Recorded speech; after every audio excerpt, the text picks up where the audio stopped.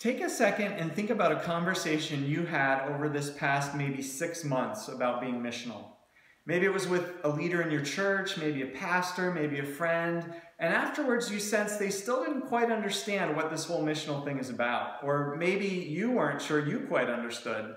I can remember a lot of these conversations as I think back over the past 15 years that I've been a pastor and been on my own missional journey. And maybe you're like me, and sometimes after a conversation like this, you wished you could give a book to that other person to help them get it, to help the penny drop so that they understood what it really means to be missional. The thing is, though, I've always struggled with what book to give. And trust me, I've read a lot of them. I did my doctorate in mission and discipleship recently. And some of the books out there are really theoretical or scholarly, while others are pretty hipster and edgy.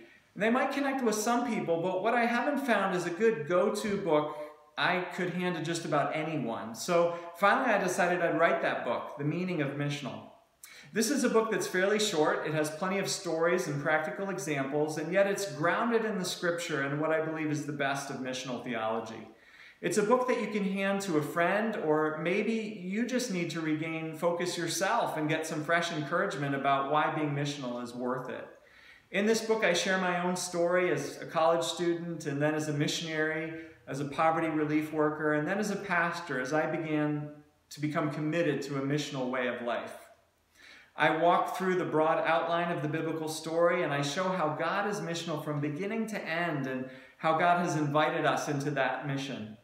Then I look at the story of the Western Church in recent decades and why it's so important now that we become missional if we are going to continue to have an impact on Western culture. After that, I get into the nitty-gritty. I debunk some false assumptions about what missional is, and I outline some key qualities truly missional churches have. I end finally with some simple first steps that an individual or a church can take to begin exploring what their own missional journey would look like. I believe it's so important that as followers of Jesus, we really grasp and go after letting God's mission shape our lives and churches. And I pray that this book will help us to get there.